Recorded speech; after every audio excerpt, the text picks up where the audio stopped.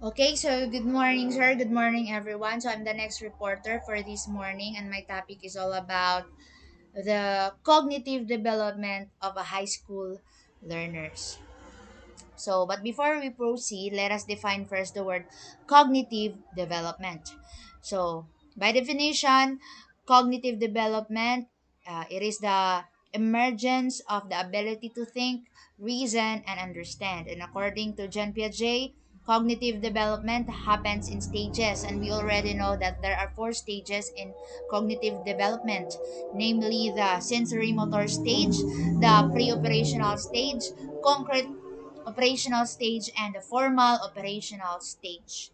Okay, so in adolescence, the youth move beyond the limitations of concrete mental operation and develop the ability to think in a more abstract manner. And it is said that adolescence mark the beginning of development of more complex thinking process called formal logical operation. So when we say formal logical operation, the children the when we say formal logical operation, the children are able to think abstractly about answering a problem and think of things that might not physically exist. Okay, so next. So we all know that the theory of Jean Piaget has become one of the most influential theories of cognitive development. So now let's talk about the formal operational thinking of Jean Piaget. So according to him, that it begins at approximately age 12 and lasts into adulthood.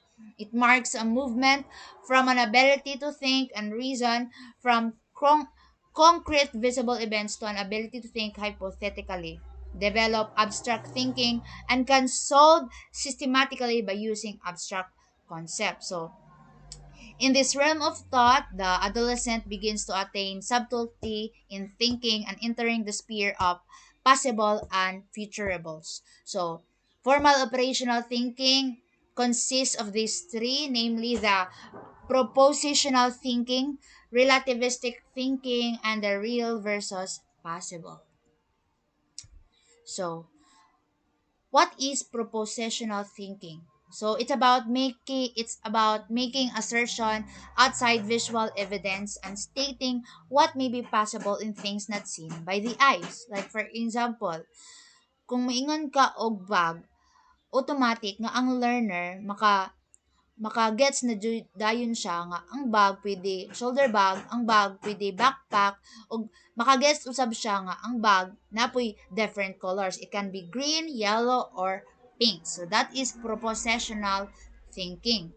Next is relativistic thinking. So it's subjective. It's about making an opinion on facts involving one's own bias, prejudice, of distortion of facts, which may be either right or wrong. So, basically, it means that kita yung tanan tao, na jud kagaling ideas, natay kagaling opinion, natay kagaling ngong belief, dayon usahay paminaw nato nga sakto atua pero at the same time sayop sa uban tawo. So that is relativistic thinking. Next is the real versus possible. So it's about examining a situation and exploring the possible in terms of situation or solution. Okay? So next slide. So a new thought capacity known as hypothetical deductive reasoning. So Piaget called this methodical, scientific approach to problem solving as hypothetical deductive reasoning. Why? Because it emerges in the adolescent reasoning from general fact situation to a particular conclusion. Outside formal operational thinking, which can be developed by mathematical and science studies, the adolescent enters into a new capability which makes him a problem solving thinker. So, problem solving thinker, this involves identifying problems, seeking new and creative solutions for them. The problem finder thinker is one who is able to rethink and organize ideas and ask important questions. Okay? So, now let's move on to Stigler's information processing skills. So, Ziegler's Ziegler, as an information processing theorist, he views the human mind as a system that processes information according to a set of logical rules and limitations similar to those with which a computer is programmed. So he observes that quality of information the adolescent processes, and those information influences him or her in his facing tasks at hand through strategies or rules. So, in his experiments, Ziegler used role models in relation to balance, weight, distance, conflict balance, and conflict weight problems. So, according to him, that adolescents may show speed, complexity, increased volume of information processing. Next slide. Among the developmental cognitive advances in adolescence is what we call metacognition. So, what is metacognition? So, this involves the ability to think above thinking, evidenced by awareness of and capacity to identify one's own thinking processes or strategies, perception, comprehension, memory, and problem solving. So the knowledge acquired through experience is stored in long-term memory and now become more declarative as well as procedural. Next, overachievers. So what is overachievers? Are the one who achieve success over and above the standard or expected level, especially at an early age. Achievement and IQ tests are standard measurements of the learners as well as potential for success in given areas. So these are the characteristics of an overachiever. So we have positives of value. So meaning you are confident, you are optimistic, dayon grabing self-esteem ang imong self, ang imong kaugalingon. Next is openness to authority. So you are responsive to your parents, you are responsive as well as sa imong teacher, like unsa ilang advices, unsa ilang mga instruction, you are open to listen. So next is positive interpersonal relations. So you are responsive and sensitive, especially when it comes to the feelings sa ubang tao. Four, less conflict on the issue of self-autonomy. So kani nga characteristic is that you know the word freedom. Like you know your rights, like you have the rights to say or to share your opinion, you have the rights to share your ideas, and as an overachiever you can initiate also to lead. For example, sa usa ka activity you can initiate nga ikaw ang mag-lead. So that is what we call less conflict on the issue of self autonomy.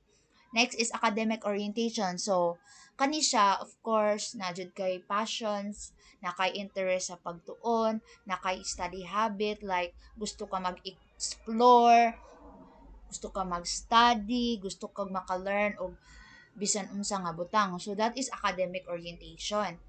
Next is the goal oriented. Goal oriented, of course, nakay plano, like nakay goal, and in order nga maabot nimo na nga kuan, of course you will study very hard jud para makabot nimo ang imo ang goal. So you are goal oriented, you have the plans. Okay?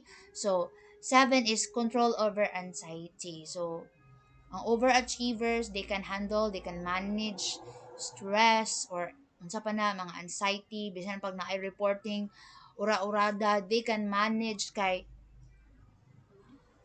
overachiever man sila. So dili sila maratol, dili sila mapraning, dili sila maghunahuna, dili sila mag stage fright. Basta kay they can control the stress, their anxiety, or else. Okay? So, that is overachievers.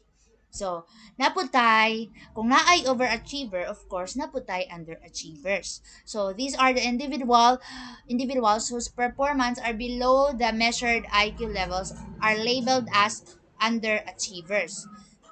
So, there are two types of underachiever. So, first is the withdrawn underachiever, more passive of their overt behavior, submissive and docile.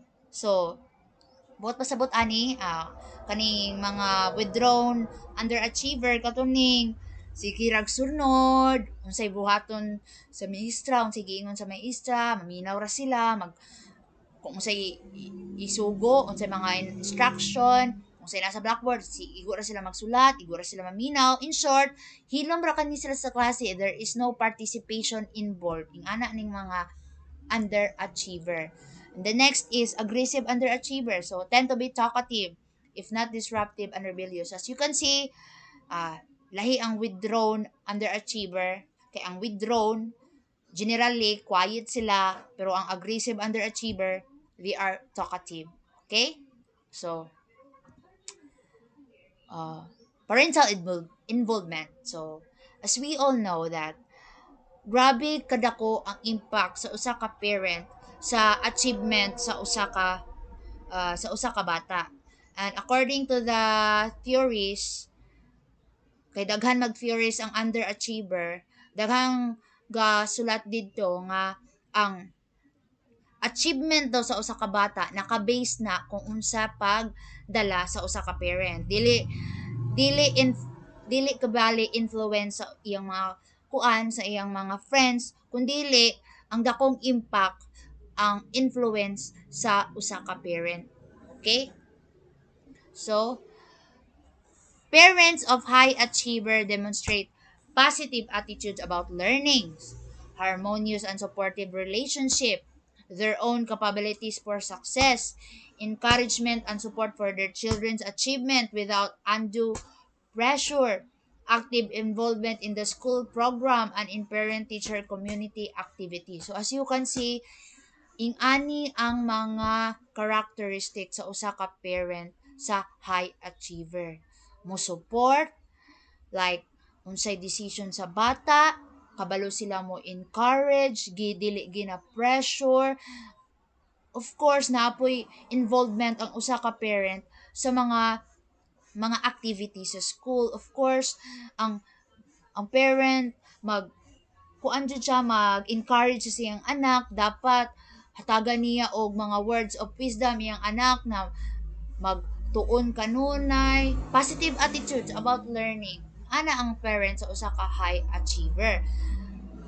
Now let's talk about the parents of underachiever. So parents of underachiever demonstrate number one, indifference and disinterestedness in academic and extracurricular activities of their children. Number two, authoritarian, restrictive and rejecting attitudes or the opposite, namely being excessively lax so as to leave the children on their own without any involvement or support. 3. Excessive indulgence, solicitousness, and protectiveness, thus stifling their children's self-initiative. So makita nato no nga lahi ang usa ka parent sa underachiever o sa high achiever. Ang underachiever, there is no support. Ang parent kay usa ka kuan kaayo like ginapasagdaan niya yung anak, gusto niya nga iyang anak mag-grow without his or her presence, without his or her involvement or support. So, makita nato nga lisod kayo mo grow ang usa ka learner kung ing-ana ang batasan sa usa ka parent, right? So, next is the possible adolescent behavior during cognitive development. So we have here egocentrism. So what is egocentrism? So this is the tendency among adolescents to think too much of themselves. So for example, ang mga ganing sa egocentrism kayo, they are very sensitive, they are curious kayo sila when it comes sa pakighalubilo sa mga tao sa social nga madawat ang ilang physical appearance like may ana grabe sila ka sensitive ang ilang feelings ang feeling nila kay ginalantaw sila sa mga daghang tawo feeling nila kay sila ra gibantayan sa daghang tawo bisan wala mo na egocentrism. So this is the tendency among adolescents to think too much of themselves. So kibali murag na nagplaning. Next is idealism. So idealism, the adolescent opens through on the possible. Okay? So Today, experts believe that high schools can go more along the area of developing occupational skills than they are currently providing adolescent students in high school. So, it is important, therefore, at least to guide students on their future career choices, to view how personality types match occupational interests and potential skills. So, theorist John Holland has identified basic personality factors matched with attitude and work preferences. So, these personality factors are realistic, investigate, social, conventional, enterprising, and artistic. So we have also the attitudes and abilities needed for gainful occupation, self-reliance, ability to manage money, mature social responsibility, mature work orientation, personal responsibility, positive attitudes about work. Okay, so I think that ends my report, sir. Thank you and God bless.